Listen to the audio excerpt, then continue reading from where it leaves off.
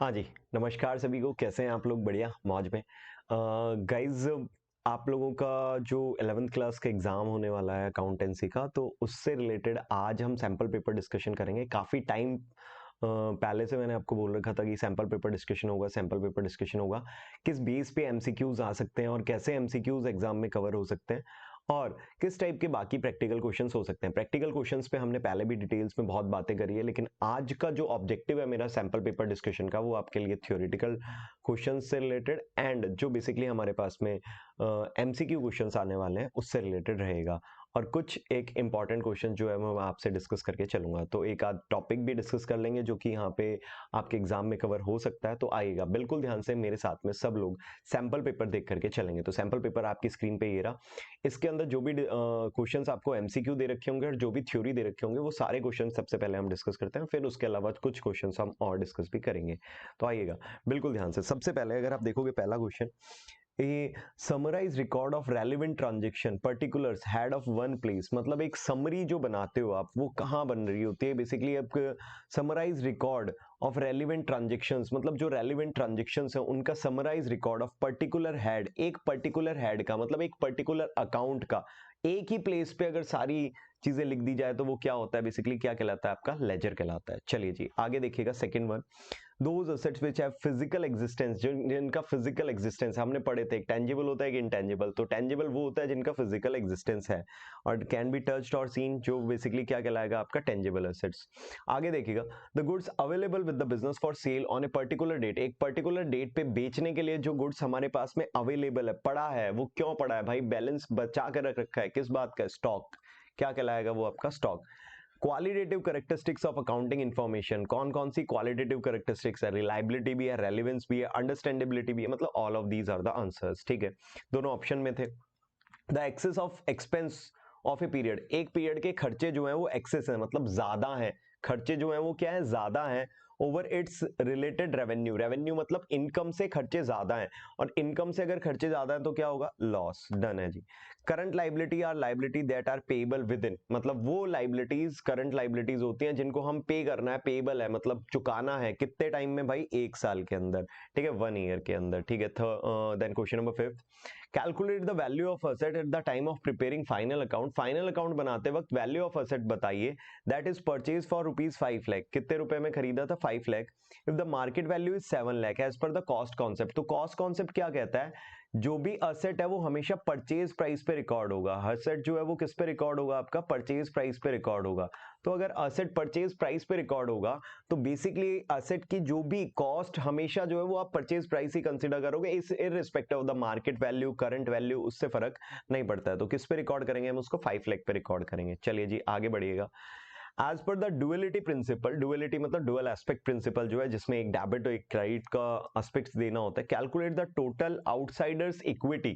Outsiders equity if the raw material cost 5,000, machine cost 50,000, furniture use in firm cost basically आपका 20,000, cash at bank 30,000 and owners equity is इतना।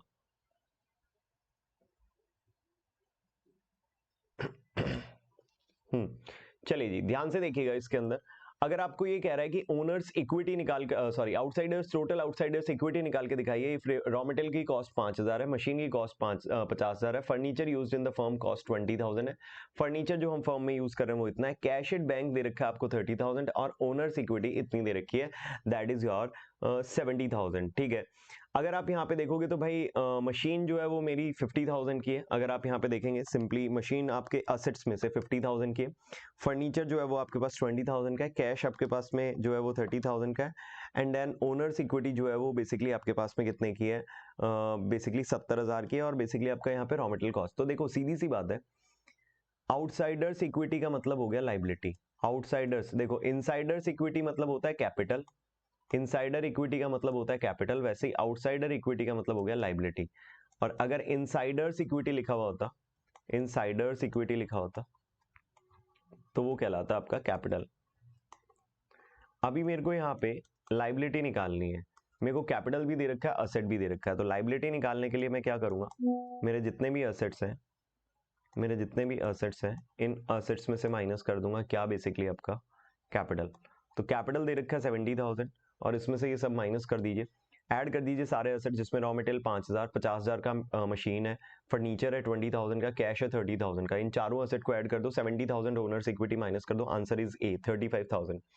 Calculate liability, liabilities calculate करिए। If asset is 1 lakh and capital is 40,000, simple same ऊपर वाला ही question है भाई, liabilities कितनी हो जाएगी 60,000। चलिए जी, voucher which is recorded transaction that entails multiple debits credits and one credit debit is called, basically आपका जो मल्टीपल डेबिट और क्रेडिट को रिकॉर्ड करने के लिए जो वाउचर्स बनाए जाते हैं उसको कंपाउंड वाउचर के नाम से जाना जाता है। या फिर इसके और में भी ऑप्शन है, document given by seller to buyer for sale of goods और provision of service on the credit, credit पे गुड्स बेचने के बदले जो डॉक्यूमेंट दिया जाता है उसको क्या कहा जाता है, इनवॉइस। क्या कहा जाता है, इनवॉइस। देखो कैश में बेच रहे हो तो कैश मेमो हो गया, उधार में बेच रहे हो तो बिल या इनवॉइस के नाम से उसको जान के चलेंगे। Journal is part of recording, journal जो है वो किसका पार्ट होता है, रिकॉर्डिंग का पार्ट होता है, ये बहुत कॉमन बात है। Wages paid for construction, construction करवाने के लिए बिल्डिंग का वेजेस पे किए थे तो वो बिल्डिंग अकाउंट में आता है, ठीक है, वह रिकॉर्डेड इन वेजेस अकाउंट, लेकिन गलती से वेजेस अकाउंट में रिकॉर्ड कर दिया। दिस इज कौन सा एरर हुआ, ये एरर ऑफ प्रिंसिपल। आपको बेसिक प्रिंसिपल्स नहीं पता है इसलिए ऐसी गलती होती है, क्योंकि हमें ये पता होना चाहिए कि भाई कॉस्ट कॉन्सेप्ट के हिसाब से जो भी खर्चा असेट को बनाते वक्त होता है या असेट को खरीदते वक्त होता है वो असेट की कॉस्ट में ऐड होता है, ना कि खर्चे के तौर पे उसको डेबिट करते हो। तो ध्यान रखना, error of principle. Bank reconciliation statement is part of bank statement, memorandum statement part of general ledger account. It's an memorandum statement. क्या मतलब हुआ मेमोरेंडम का, ध्यान से सुन लीजिएगा। मेमोरेंडम स्टेटमेंट का मतलब ये होता है कि जो हमारे अकाउंटिंग का पार्ट नहीं होता है लेकिन हमारी अकाउंटिंग को सपोर्ट करने के लिए बनाया जाता है। तो अगर आप देखोगे बीआरएस ना तो हमारे जनरल का पार्ट है, ना लेजर का पार्ट है, ना ट्रायल बैलेंस का पार्ट है, ना फाइनल अकाउंट का पार्ट है, बट फिर भी हम बीआरएस बना रहे हैं। रीजन क्या है कि बीआरएस हमारी बुक्स ऑफ अकाउंट्स के अंदर जो एरर्स हुई होती है कैश बुक पासबुक की वो ठीक करने में हमें हेल्प करता है, तो इसलिए उसको सपोर्टिंग डॉक्यूमेंट बोला जाता है, वो हमारी बुक्स ऑफ अकाउंट्स का पार्ट नहीं है। और हर एक सपोर्टिंग डॉक्यूमेंट जो है वो क्या होता है, मेमोरेंडम स्टेटमेंट होता है, ठीक है, ध्यान रखना। हर एक सपोर्टिंग डॉक्यूमेंट क्या होता है, मेमोरेंडम स्टेटमेंट होता है। तो होपफुली इतनी बात आपको समझ यहाँ पे आती होगी, ठीक है।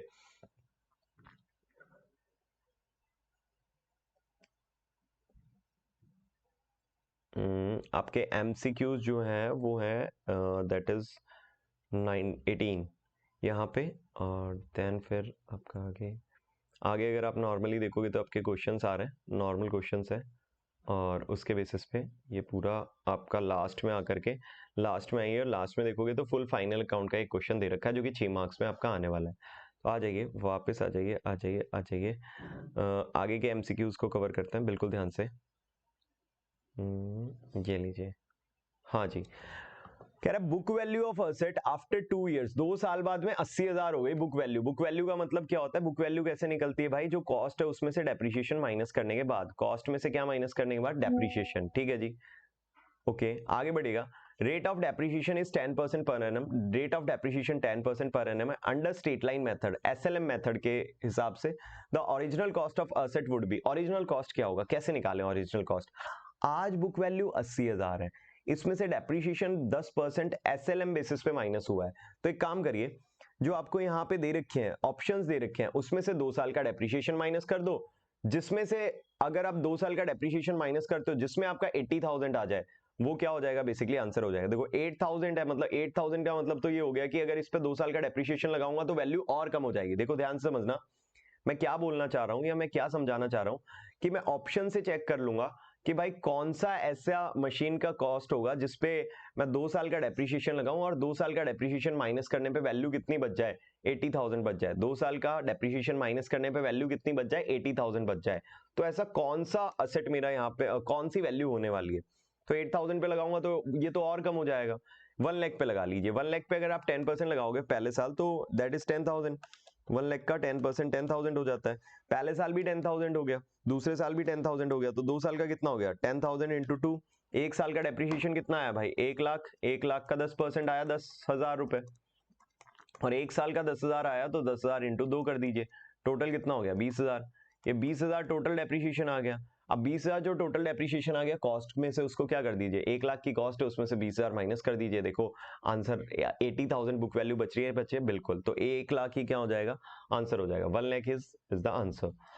Suspense account in the trial balance will be entered in balance sheet. भाई अगर कुछ नहीं बोला हुआ तो बैलेंस शीट में हम उसको एंटर कर देंगे। डेबिट साइड में दे रखा है ट्रायल बैलेंस के तो बैलेंस शीट के असेट में चला जाएगा, और अगर क्रेडिट साइड में दे रखा है तो बैलेंस शीट के लायबिलिटी में चला जाएगा। Check deposited but not collected will result in, अगर चेक डिपॉजिट करवा दिया लेकिन वो कलेक्ट नहीं हुआ है, चेक डिपॉजिट हम करवा चुके हैं, चेक डिपॉजिट करवा दिया मतलब आपने कैश बुक में क्या कर दिया, उसको कैश बुक में वो ऐड हो चुका है, लेकिन अभी तक पासबुक में ऐड नहीं हुआ है। ठीक है, पासबुक के अंदर अभी कुछ भी नहीं हुआ है। Increase the balance of passbook when compare to the cash book, नहीं पासबुक का तो कम है। Increase the balance of cash book when compare to the passbook, बिल्कुल सिंपल सी बात है। Decrease the balance of pass, नहीं डिक्रीज तो हो ही नहीं रहा ना, इंक्रीज हो रहा है किसका, कैश बुक का। ठीक है, वहीं पे अगर बात करूं तो यहाँ पे दे रखा है decrease of the balance of the passbook as compare, मतलब पासबुक का जो बैलेंस है वो कंपेयर ऑफ कैश बुक कम है। डिक्रीज तो नहीं हुआ, लेकिन अगर पासबुक का बैलेंस देखोगे वो थोड़ा कैश बुक से क्या होगा, कम होगा, और कैश बुक से कम होगा तो सी पॉइंट भी सही है। मतलब बी और सी दोनों पॉइंट कैसे सही हो सकते हैं भाई साहब, बी और सी पॉइंट दोनों सही हो सकते हैं, इसीलिए ऑप्शन कौन सा हो जाएगा यहाँ पे, डी हो जाएगा। तो ध्यान रखना बेसिकली आपके बी और सी दोनों पॉइंट यहाँ पे करेक्ट है, इसलिए option D is the correct answer. Goods worth 24,000 were return by X, goods जो 24,000 के रिटर्न किए, रिटर्न बाय एक्स, एक्स ने रिटर्न किए। The accountant however credited the sales return by ₹42,000, लेकिन उसने सेल्स रिटर्न को गलती से 42,000 से क्रेडिट कर दिया 42,000 से। ठीक है, in order to rectify the error what should be done. देखो होता क्या है, गुड्स रिटर्न हुए थे 24,000 रिटर्न बाय एक्स, एक्स ने रिटर्न किए थे तो एंट्री होनी चाहिए थी sales return debit to X account, ये एंट्रीज होनी चाहिए थी X account, that is your 24K। लेकिन गलती से हमने जो सेल्स रिटर्न डेबिट होना था उस सेल्स रिटर्न को हमने क्या कर दिया, the accountant however credited the sales return account by 42,000, तो गलती से क्रेडिट कर दिया सेल्स रिटर्न को। सेल्स रिटर्न जो 24,000 से डेबिट होना चाहिए था, अब गलती से 42,000 से क्रेडिट हो गया, तो प्लस 42,000, 66,000 से मैं उसको क्या करूंगा, अब डेबिट करूंगा। 66,000 से मैं उसको क्या करूंगा, डेबिट करूंगा। क्यों, क्योंकि 24,000 से तो करना ही करना था, फिर 42 से जो गलती से क्रेडिट कर दिया तो उसको भी क्या करेंगे, डेबिट करेंगे। तो टोटल 66,000 से हो जाएगा। Reserve created for a particular purpose is known as specific reserve, एक पर्टिकुलर पर्पस के लिए जो रिजर्व बनाते हैं किस नाम से, क्या कंसिडर करते हैं हम उसको, specific reserve. Rent paid during the year amounted 3 lakh which include 20,000 relating to the previous year, पिछले साल का 20,000 पे किया, मतलब 3 लाख का टोटल पेमेंट हुआ है जिसमें से 20,000 पिछले साल का, तो इस ईयर का कितना हो गया, माइनस कर दीजिए 20,000। Rupees 20,000 relating to the next year, previous year का है 20,000 और 20,000 है वो नेक्स्ट ईयर का, अगले साल का है, तो ये भी हटा दो। भाई इस साल का खर्चा देखना है मेरे को, पिछले साल का 20 था वो हटा दिया, अगले साल का 20 था वो भी हटा दिया, क्योंकि मेरे को तो करंट ईयर का एक्सपेंस देखना पड़ेगा ना। Rupees 30,000 relating to the current year is still outstanding, लेकिन वो अभी भी आउटस्टैंडिंग है, पे नहीं किया, मतलब खर्चा तो हुआ है। ये लीजिए 30,000। How much rent will be debited to profit and loss account for the year, current year. भाई प्रॉफिट एंड लॉस अकाउंट में वो रेंट जाएगा जो पे किया है, या वो रेंट जाएगा जो मेरा खर्च हुआ है, जो मेरा खर्च हुआ है, जो इस साल का मेरा खर्चा है। पेमेंट तो मैंने 3 लाख की कर दी, इसमें से 20 और 20 40,000 जो है वो इस साल से बिलोंग ही नहीं करते, तो जो इस साल से बिलोंग नहीं करते उसको हटा दो, बचा 2,60,000 प्लस 30,000 ऐसा है जो इस साल का खर्चा था लेकिन पे नहीं हुआ, तो इस साल का पे नहीं हुआ तो क्या कर दें, बेसिकली खर्चा तो है तो ऐड कर दोगे, तो 20,000 जो कि एक पिछले साल का था और एक नेक्स्ट ईयर का था, ये तो हटा दिए, और जो इस साल का है और पे नहीं हुआ वो मैंने क्या कर दिया, ऐड कर दिया। तो पता चल गया कि इस करंट ईयर का खर्चा कितना था। देखो पेमेंट तो करंट ईयर में आपने 3 लाख करी है, लेकिन पेमेंट करने से फर्क नहीं पड़ता, एक्सपेंस देखोगे तो कितना था इस साल का, माइनस करिए 40 और 30 ऐड करो, 2,90,000, that is transfer to the profit and loss account, debit side of profit and loss account, 2,90,000। Okay done. आगे आइएगा, The trial balance of firm shows a debtor of 30,000, bad debts 200, bad debts 200 के हुए, provision for doubtful debts 1,400 रुपए दे रखा है, 10% provision for doubtful debts is to be created on debtors, debtors पे 10% का क्या क्रिएट करना है, doubtful debts क्रिएट करना है। The profit and loss account for the current year is to be debited by, current year के profit and loss account में क्या आ जाएगा, देखो ट्रायल बैलेंस में 200 रुपए का क्या दे रखा है, बेड डेप्ट, तो पहले तो प्रोविजन 1,400 का था, 1,400 से 200 रुपए का बेड डेप्ट एडजस्ट कर लो, प्रोविजन बच गया 1,200 रुपए का, प्रोविजन कितने रुपए का बच गया, 1,200 रुपए का। अब क्या करिए, अब भाई साहब डेटर पे प्रोविजन क्रिएट करो 10% का, तो डेटर है कितने रुपए का भाई साहब मेरे पास में 30,000, 10% क्रिएट करूंगा तो 3,000, और बैलेंस शीट में आ गए 27,000। अब ये 3,000 P&L में जाएंगे, 3,000 का प्रोविजन बनाना है, करंट प्रोविजन, करंट प्रोविजन बनाना है 3000 का, लेकिन पहले से कितना बना पड़ा है भाई, 1200 रुपए का पहले से ही बना पड़ा है, तो 3000 में से 1200 क्या कर दो, माइनस कर दो। प्रॉफिट एंड लॉस अकाउंट में कितना डेबिट हो जाएगा, 1800 रुपए प्रोविजन के नाम पे। प्रोविजन के नाम पे जो है वो आपके लिए डेबिट हो जाएगा, करंट ईयर के प्रोविजन के नाम पे जाकर के 1800 रुपए डेबिट हो जाएंगे। डन। चलिए जी ध्यान से, calculate gross profit if the rate of gross profit 20% on cost, cost पे 20% of cost of good sold and the cost of good sold is rupees 1,20,000। तो ये लीजिए भाई, ग्रॉस प्रॉफिट निकाल दीजिए, 1,20,000 का 20%। आई थिंक इससे आसान कुछ भी नहीं है। That is A option, 24,000. Depreciation for the current year given in trial balance, current year का depreciation trial balance में दे रखा है, it is treatment will be। भाई depreciation देखो, ट्रायल बैलेंस में जो भी चीज गिवन होती है उसका सिंगल इफेक्ट होता है, ध्यान रखना। ट्रायल बैलेंस में जितनी चीजें गिवन होती है उसका एक सिंगल इफेक्ट होता है, और अगर एक सिंगल इफेक्ट होता है तो भाई डेप्रिसिएशन क्या है, खर्चा है, और खर्चे को कहां भेजोगे, प्रॉफिट एंड लॉस अकाउंट के डेबिट साइड में। भाई क्या करोगे, डेबिटेड टू ट्रेडिंग अकाउंट नहीं, डायरेक्ट एक्सपेंस होता तो डेबिट करते हैं ट्रेडिंग अकाउंट में, deducted from the fixed asset नहीं, debited to profit and loss account, बिल्कुल। चलिए जी डन। क्वेश्चन नंबर 18 ध्यान से, जो कि लास्ट एमसीक्यू भी है हमारे पास में यहाँ पे। मैच द फॉलोइंग, मैच करिए फॉलोइंग को। Provision for bad and doubtful debts basically आपका कहां पे आएगा, provision for bad and doubtful debts fall in the fixed asset due to wear and tear, ये डेप्रिसिएशन हो गया, डेप्रिसिएशन ऑफ द ईयर हो गया, fall of the asset, value of asset. और प्रोविजंस अमाउंट डेटर्स जो कि recover नहीं कर पा रहे हो, बैड डेट्स जो कि रिकवर हो ही नहीं पाए, कैन नॉट बी रिकवर्ड, मतलब हमने मांगा लेकिन मिलेगा ही नहीं। Closing stock, stock at of goods remaining unsold at the end, तो ये बेसिकली आपका फर्स्ट का ऑप्शन हो गया सी, फर्स्ट का सी, तो ये आ गया डी ऑप्शन, यही एक ही बन रहा है, सेकंड का ए और थर्ड का डी और फिर सी। ओके डन है। आइए जी, हमारे पास में यहाँ पे आपका एक क्वेश्चन दे रखा है असर्शन एंड रीजन का, ध्यान से पढ़िएगा। Given are the two statement, one label at assertion and other label at reason. देखो ध्यान रखना, पहले तो ये चेक करना है असर्शन सही है या नहीं है, फिर आपको चेक करना है रीजन सही है या नहीं है। तो आप ये दो चीज चेक करने के बाद अगर रीजन सही निकलता है, अगर रीजन सही निकलता है तो मेरे को ये भी चेक करना है क्या रीजन मेरा करेक्ट एक्सप्लेनेशन है भी या नहीं असर्शन का। ठीक है, तो तीन चीजें चेक करनी है, असर्शन सही है या नहीं है, दूसरा रीजन सही है या नहीं है, तीसरा बेसिकली क्या रीजन मेरा करेक्ट एक्सप्लेनेशन है या नहीं है मेरे असर्शन का, क्या रीजन मेरे रीजन जो है वो मेरे असर्शन का करेक्ट एक्सप्लेनेशन है या नहीं है। Provision is the amount of any known liability to be determined with substantial accuracy। मतलब प्रोविजन एक वो नोन लाइबिलिटी है, नोन मतलब प्रेजेंट पता है मेरे को, बिल्कुल हाँ जी प्रेजेंट पता है, टू बी डिटरमाइंड, डिटरमाइन किया जाएगा, जिसको निकाला जाएगा विद सब्सटेंशियल एक्यूरेसी। सब्सटेंशियल मतलब उसके आसपास में, एग्जैक्ट तो नहीं निकाल सकते हो, किसी भी प्रोविजन को एस्टिमेट एग्जैक्ट तो नहीं कर सकते हो, आसपास में आप उसके कैलकुलेट करने की कोशिश करोगे, एक्यूरेसी मेंटेन करने के लिए आसपास में जाने की कोशिश करोगे, बिल्कुल। Provision and reserves are interchangeably, provision और रिजर्व एक दूसरे से इंटरचेंजेबल है, मतलब प्रोविजन बोल दो रिजर्व बोल दो एक ही बात है, नहीं गलत है भाई रीजन। ठीक है, असर्शन सही है लेकिन रीजन क्या है यहाँ पे बेसिकली गलत है, तो कौन सा ऑप्शन सही हो जाएगा, A is true but R is false, A is true but R is false. चलिए चलिए जी, चलिए आगे बढ़ते हैं। Which of the following statement is true, इनमें से कौन सा स्टेटमेंट ट्रू है। अगर आप यहाँ पे ध्यान से देखोगे, depreciation is charge against profit, depreciation charge against profit है, depreciation is appropriation of profit, depreciation is provided only if there is a profit, in case of loss depreciation should not be charged। देखो सीधी सी बात है, depreciation charge against profit है, reason is this कि भाई depreciation लगाना compulsory होता है, appropriation का मतलब होता है कि वो तब लगाया जाएगा जब बेसिकली आपका एप्रोप्रिएशन तब लगाया जाएगा या तब चार्ज किया जाएगा जब आपको प्रॉफिट हो, लेकिन डेप्रिसिएशन एक एक्सपेंस है, और एक्सपेंस के केस में हमेशा हमेशा हमेशा जो हमें ध्यान में रखना है वो ये रखना है कि भाई वो चार्ज है, चाहे प्रॉफिट और लॉस हो कोई फर्क नहीं पड़ता, डेप्रिसिएशन चार्ज किया जाएगा। तो this is your A option correct. Which among the following is correct difference between provision and reserve? Provision and reserve के बीच का कौन सा difference correct है? Provision is created out of legal necessity, whereas reserve is created as a matter of prudence।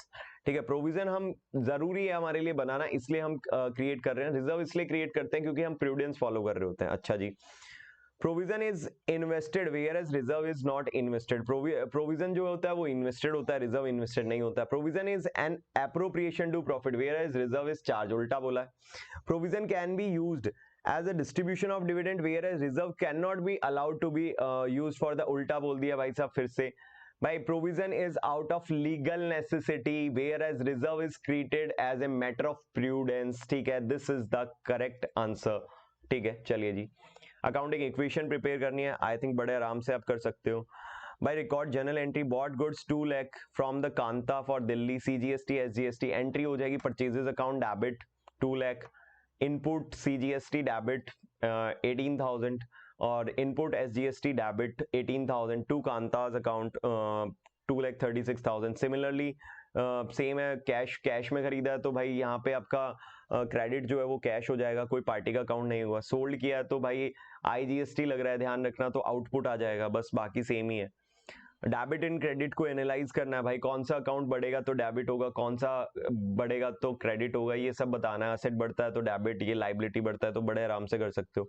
Define the purpose of maintaining subsidiary general, जो general proper बनाते हैं subsidiary के साथ में, वो क्यों बनाते हैं, उसका पर्पस क्या है। पर्पस सिंपल सा ये है कि भाई साहब जो एंट्रीज सब्सिडरी बुक्स में और कैश बुक में रिकॉर्ड नहीं हो पाती हैं उनको हम जनरल के अंदर रिकॉर्ड करने के लिए ये प्रिपेयर कर रहे होते हैं। ठीक है, चलिए जी आगे देखिएगा।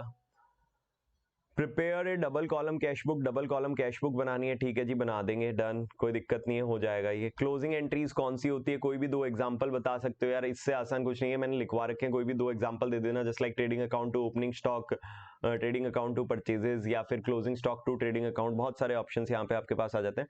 Why is it necessary to record the adjusting entry in the preparation of financial account, final account के अंदर एडजस्टमेंट्स करना क्यों जरूरी है, क्योंकि एडजस्टमेंट्स जो होता है वो हमारे लिए ओमिशंस होती हैं, मतलब जो मैं पहले या तो भूल चुका हूं, या एडजस्टमेंट्स ऐसी चीजें होती हैं जो ईयर एंड पे ही क्या की जाती है, बेसिकली आपकी पास की जाती है या रिकॉर्ड की जाती है। तो जो ईयर एंड की चीजें हैं वो फाइनल अकाउंट के अंदर एडजस्टमेंट के तौर पे रिकॉर्ड की जाएगी। ओमिशंस हो गए हैं तो फाइनल अकाउंट पे एडजस्टमेंट के तौर पे रिकॉर्ड किए जाएंगे। एरर्स हो गए हैं तो भी उसको फाइनल अकाउंट में एडजस्टमेंट के तौर पे रिकॉर्ड करेंगे। तो ये रीजंस है बेसिकली एडजस्टमेंट्स करने का फाइनल अकाउंट प्रिपेयर करते वक्त। Okay, from the following balances taken from the books of Simi and Vimi limited for the year end 31 March 2017, calculate the gross profit. क्या कैलकुलेट करिए, जीपी, क्लोजिंग स्टॉक दे रखा है, नेट सेल्स दे रखा है, net purchases during the year दे रखा है, ओपनिंग स्टॉक दे रखा है, डायरेक्ट एक्सपेंस। तो पहले तो सीओजीएस निकाल लो, कैसे निकालोगे जी, ये लीजिए, opening stock 2.5 lakh, sorry closing stock है 2.5 लाख, तो opening stock is your 15 lakh, 15 lakh, purchases 15 lakh, okay, direct expenses 80,000, okay, और माइनस कर दीजिए आपका यहाँ पे closing stock that is 2.5 lakh, तो ये आ गया आपका 30,80,000, 30,80 में से माइनस कर दीजिए 250, दिस इज योर 28,30,000, 28,30,000 आपके लिए क्या आ गया, सीओजीएस। यहाँ से जीपी की बात करो तो सेल्स में से माइनस कर दीजिए, सेल्स दे रखी है 40 लाख, 40 लाख की सेल्स में से माइनस कर देते हैं 28,30,000, 28,30,000, 11,70,000 आपके लिए ग्रॉस प्रॉफिट आ जाता है। तो होपफुली ये 3 नंबर का क्वेश्चन बड़े आराम से आप कर पाओगे। मैचिंग कॉन्सेप्ट क्या होता है, या बिजनेस कैसे मैचिंग कॉन्सेप्ट फॉलो करता है, तो मैचिंग कॉन्सेप्ट क्या था, जब रेवेन्यू को और एक्सपेंसेस को, सेम ईयर की रेवेन्यू को सेम ईयर के एक्सपेंसेस से मैच किया जाता है ताकि हम प्रॉफिट और लॉसेस निकाल सकें उस करंट ईयर का, तो उसको क्या बोला जाता है, मैचिंग कॉन्सेप्ट बोला जाता है। Example of matching concept is the trading account and the profit and loss account, तो वही आपको यहाँ पे डिस्कस करना है 4 नंबर के अंदर।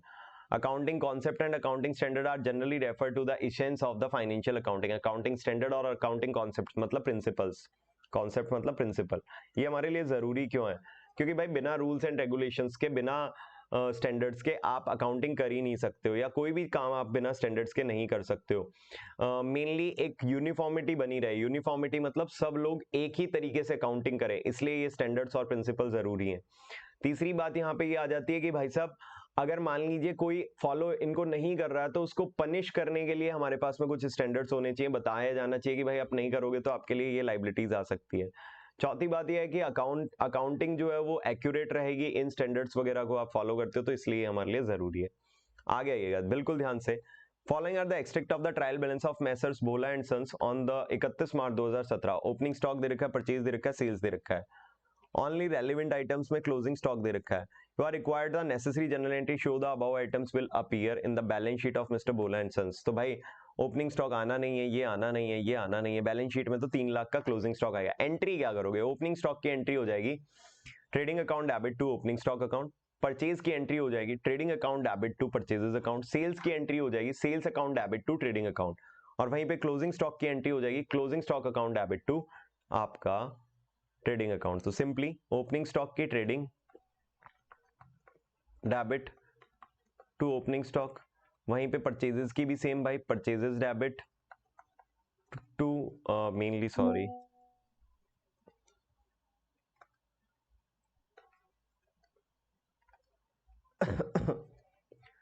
Trading account debit to opening stock to purchases, जो चीज डेबिट होनी है ट्रेडिंग अकाउंट में उसमें ट्रेडिंग को डेबिट कर दो और उसको क्रेडिट कर दो। सेल्स जो है वो बेसिकली आपका डेबिट होगा और ट्रेडिंग अकाउंट क्या हो जाएगा, credit. Sales debit to trading, ठीक है। और सेम क्लोजिंग स्टॉक के अंदर CS closing stock debit to trading. और भाई बेसिकली आपका क्लोजिंग स्टॉक कहाँ चला जाएगा, बैलेंस शीट में चला जाएगा, बाकी कोई चीज है वो बैलेंस शीट में जानी नहीं है। An extract from a trial balance as on 31 December 2010, debtors दे रखे हैं, प्रोविजन फॉर डाउटफुल डेब्ट्स दे रखा है आपको, बेड डेब्ट्स अकाउंट दे रखा है, एडजस्टमेंट दे रखा है, further bad debts amounted to 500, create a provision for doubtful debts at the 5% on debtors, debtors पे 5% का प्रोविजन बनाना है। Prepare bad debts and provision for debtor account, आपसे बैलेंस शीट और P&L में क्या जाएगा वो नहीं मांगा, आपसे दो अकाउंट मांगे, एक बेड डेब्ट का अकाउंट और एक प्रोविजन फॉर डेटर्स का अकाउंट। आइए मैं बताता हूं किस तरीके से प्रिपेयर करोगे।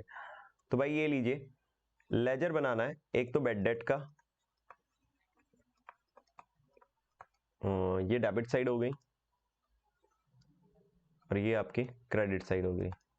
बाकी आपको पता है पर्टिकुलर्स रुपीज, और फिर एक और लेजर बनाना है किसका, प्रोविजन फॉर डाउटफुल डेब्ट्स का।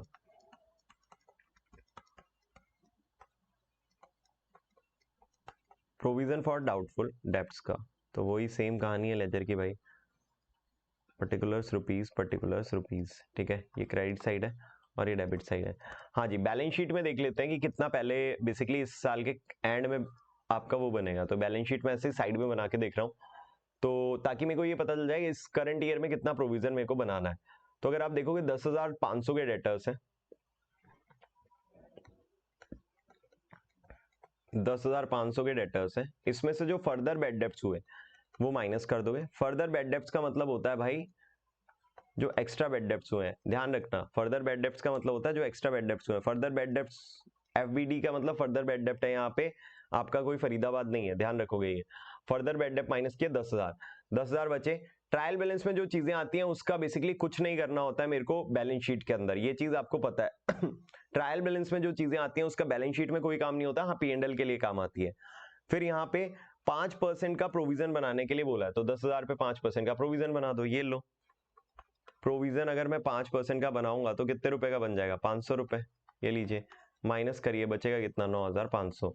अब मैं यहाँ से क्या करता हूँ, मैं यहाँ से सारी चीजें जो है वो यूज करते हुए ये दो अकाउंट बनाता हूँ। तो सबसे पहले अगर बेड डेब्ट्स में देखोगे तो 1,500 रुपए के बेड डेब्ट्स हो चुके हैं पहले से ही, तो डेबिट में आ जाएगा टू डेटर्स, भाई बेड डेब्ट्स हो चुके हैं पहले से ही 1,500 रुपए के। ये लो, 1,500 रुपए के बेड डेब्ट्स पहले से हो चुके हैं। और देन फिर मेरे को यहाँ पे दे रखा है बेड डेब्ट्स के बाद में आपका फर्दर बेड डेब्ट्स भी हुए हैं 500 के, तो जो फर्दर बेड डेब्ट्स हुए तो वो भी मैं यहाँ पे लिख दूंगा टू डेटर्स, 500 रुपए के और बेड डेब्ट्स हुए। ये लो, 500 रुपए के बेड डेब्ट्स लिख दिए। देन प्रोविजन दे रखा है मेरे को ओपनिंग में, स्टार्टिंग में दे रखा है 1 लाख, तो प्रोविजन जो है वो मेरे लिए लाइबिलिटी है, लाइबिलिटी का बैलेंस क्रेडिट साइड में आता है, तो बैलेंस ब्रॉट डाउन। पहले से दे रखा है प्रोविजन कितने रुपए का, 1,000 का। प्रोविजन कितने रुपए का दे रखा है मेरे को, 1,000 रुपए का प्रोविजन दे रखा है, आपके सामने यहाँ पे आ गया। देन फिर क्लोजिंग प्रोविजन मेरे को बता रखा है कि भाई क्लोजिंग में प्रोविजन बनाओ 500 रुपए का। कितने का क्लोजिंग में प्रोविजन बनाइए, कितने रुपए का, बेसिकली आपका 500 रुपए का। तो 500 रुपए का अगर आप क्लोजिंग में प्रोविजन बनाओगे तो यहाँ पे आ जाएगा टू बैलेंस कैरेट डाउन। ये लीजिए, ये दैट इज 500 रुपीज, आपका क्लोजिंग प्रोविजन हो गया। इस बार आपने P&L में कितना ट्रांसफर किया उसके लिए देखो क्या होगा। पहले तो भाई ध्यान रखना, जो भी ये डेटर्स पे बेड डेप हुए कितने के हुए, 2,000, इस 2,000 को हम ट्रांसफर कर देंगे बाय प्रोविजन अकाउंट में। इस 2,000 को हम कहाँ ट्रांसफर कर देंगे, बाय प्रोविजन अकाउंट। मतलब टोटल कितना प्रोविजन लगा, टोटल कितना बेसिकली अभी जो है बेड डेप्ट हुआ मेरे साल के अंदर 2,000, किससे एडजस्ट करूंगा, प्रोविजन से। ये लीजिए, यहाँ पे ट्रांसफर किया to bed dept, bed dept account यहाँ पे आ गया बेसिकली आपका कितने रुपए का, कितने रुपए के बेड डेप्ट से रिलेटेड, 2,000 का। अब भाई 2,000 का एडजस्ट करने के लिए तो है ही नहीं मेरे पास में, 2,000 के बेड डेप्ट्स हैं, करंट ईयर में प्रोविजन बनाना है 500 का। 2,000 के बेड डेप्ट्स हैं एडजस्ट करने के लिए, करंट ईयर में प्रोविजन बनाना है कितने रुपए का, 500 रुपए का। तो प्रॉफिट एंड लॉस में कितना जाएगा वो मैं यहां से निकाल दूंगा। प्रॉफिट एंड लॉस अकाउंट में कितना बैलेंसिंग फिगर जाएगा, प्रॉफिट एंड लॉस में कितना बैलेंसिंग फिगर के तौर पे जाएगा मैं वो यहां से कैलकुलेट कर दूंगा। ये 2500 है, 2500 में से आप माइनस कर दोगे 1000 तो 1500 रुपए जाएंगे। तो ये जाएगा आपका P&L में। ये तो मैंने दो अकाउंट बना के, एक बैड डेप्ट और provision for doubtful debts account बना के किया। अगर डायरेक्टली करता मैं P&L के अंदर ट्रांसफर करता तो भी इतना ही आता। कैसे आता इतना, ये देखिए ध्यान से देखोगे तो भाई मेरे पास में बेड डेप्ट 1500 के ये रहे, 500 के ये रहे, 2000 के बेड डेप्ट हो गए। अब भाई प्रोविजन तो 1000 था, उसमें से आप 2000 के बेड डेप्ट तो एडजस्ट कर नहीं पाओगे, करोगे तो 1000 एक्स्ट्रा हो गया, और जो एक्स्ट्रा हो गया ये कहाँ चला जाएगा, P&L में। ये लीजिए P&L में भेज देते हैं इस एक्स्ट्रा को। तो ये बेड डेप्ट के नाम पे यहाँ पे P&L में कितना आता, टू बेड डेप्ट के नाम पे कितना आता, बेसिकली 2000 के थे भाई, 2000 में से 1000 तो प्रोविजन एडजस्ट हो गया, और कितना आ जाते, 1000 रुपए आ जाते, और एक्स्ट्रा प्रोविजन और बनाना पड़ा कितने रुपए का, 500 रुपए का, तो वो प्रोविजन भी आ जाता है यहाँ पे। तो कितने रुपए आते हैं, 500 रुपए। तो ये हो गए 1500 रुपए। यहां से भी कितने आ रहे हैं, यहां से भी अगर आप देखोगे तो कितने ट्रांसफर होके आ रहे हैं, 1500। यहां पे भी अगर ऐसे भी करूंगा तो भी कितने आ रहे हैं, 1500। तो आप अकाउंट बना के कर लीजिए चाहे नॉर्मली कर लीजिए। इस क्वेश्चन में मेरे से अकाउंट मांगा है तो मैं ऐसे करूंगा जो मैंने अभी किया है। अगर मान लीजिए मेरे से मांगा होता बैलेंस शीट और P&L में दिखाओ तो मैं ये वाला सॉल्यूशन करता। तो दोनों तरीके से मैंने आपको बता दिया कि अकाउंट बना के कैसे करोगे बेड डेप्ट और प्रोविजन फॉर डाउटफुल डेप्ट्स का, और बैलेंस शीट और P&L बना करके कैसे करेंगे। तो होपफुली आप कर लेंगे। बाकी इसके डिटेल्ड 6 केसेस आप देख सकते हो, वीडियोस पहले से ही पढ़िए चैनल पे, आप देख लेना ध्यान से। चलिए जी, फिर एक बेसिकली आपका डेप्रिसिएशन से रिलेटेड क्वेश्चन है, जिसके अंदर ये सेकंड पार्ट वाला क्वेश्चन नॉर्मल है, जिसके अंदर आप को प्रिपेयर करने हैं आपके जो भी ट्रक अकाउंट वगैरह, और वो सारे प्रिपेयर आपको यहाँ पे करके चलने हैं। तो होपफुली आप ये कर पाओगे, कोई मुश्किल नहीं है। आगे बढ़ते हैं। And then we have the bank reconciliation statement. Normal सा क्वेश्चन है, प्लस माइनस करना होता है बैंक रिकंसिलिएशन में। रेक्टिफाई करना है सर्टेन एरर का amount of difference if the trial balance by preparing suspense account. Basically आपको यहाँ पे कह रहा है कि एरर्स को रेक्टिफाई करो, ascertain the amount of difference in the trial balance. Trial balance में कितना डिफरेंस आ रहा है वो भी बताओ कि भाई सस्पेंस अकाउंट बना करके। ठीक है जी, बताते हैं। सबसे पहले credit sale to Mohan, Mohan को हमने क्या किया, क्रेडिट सेल किया, कितने रुपए का, 7000, वर नॉट पोस्टेड, ये पोस्ट ही नहीं किया उसके अकाउंट में। तो भाई क्रेडिट सेल अगर उसके अकाउंट में पोस्ट नहीं किया तो एंट्री क्या होगी, क्रेडिट सेल की एंट्री क्या होती है, Mohan account debit to credit sale. तो मैं एंट्री करूंगा Mohan debit to suspense, Mohan debit to suspense. ये लीजिए कितने रुपए, 7000, 7000 done.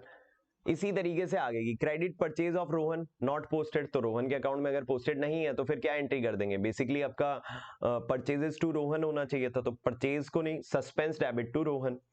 Goods return to Rakesh 4000 पर नॉट पोस्टेड, गुड्स राकेश ने रिटर्न किए थे तो वो पोस्टेड नहीं है, तो फिर बेसिकली आप यहाँ पे क्या पोस्ट कर दोगे, राकेश के अकाउंट में वो जाने चाहिए थे। रिटर्न कर रहा है, रिटर्न टू राकेश, सॉरी हम रिटर्न कर रहे हैं उसको, तो ये परचेज रिटर्न हो गया। तो परचेज रिटर्न की एंट्री क्या होती है, Rakesh debit to purchase return, तो यहाँ पे क्या हो जाएगा, Rakesh to suspense account. Goods return from Mahesh, तो सेल्स रिटर्न है, पोस्ट नहीं हुआ तो अब कर दीजिए। तो अगर बेसिकली सेल्स रिटर्न को अगर आप पोस्ट करोगे तो क्या एंट्री पास करोगे सेल्स रिटर्न के केस के अंदर, सिंपल एंट्री है भाई। सेल्स रिटर्न के केस में क्या एंट्री हो जाएगी, sales return account debit to Mohan Mahesh होता है, बट पोस्टिंग नहीं हुई है महेश के अकाउंट में, तो suspense account debit to Mahesh account. Cash paid to Ganesh, Ganesh को हमने कैश पे किया 3000 बट नॉट पोस्टेड, लेकिन ये पोस्ट नहीं हुआ। ठीक है, तो अगर पोस्ट नहीं हुआ है आपका कैश पेड टू गणेश, तो हम क्या कर देंगे, बेसिकली अभी पोस्ट कर देंगे। कैश पे किया गणेश को, तो एंट्री क्या होती है, Ganesh account debit to cash account, क्या एंट्री होगी, Ganesh account debit to cash account. तो भाई गणेश के अकाउंट में पोस्ट नहीं हुआ है तो गणेश अकाउंट डेबिट टू क्या कर देंगे, suspense account. Cash sales of 2000 पर नॉट पोस्टेड, कैश सेल्स थी लेकिन पोस्ट नहीं हुआ, तो भाई साहब सीधी सी बात है कि cash account debit to sales है, तो कैश टू सस्पेंस यहाँ पे आ जाएगा। ये आपके लिए तरीका है। बाकी ये नॉर्मल भी आपका रेक्टिफिकेशन दे रखा है, इसके अंदर सिर्फ ऑप्शन पूछ रखे हैं, अगर ये ज्यादा है तो इसका क्या करेंगे, वो किस तरीके से हम उसको सही करेंगे।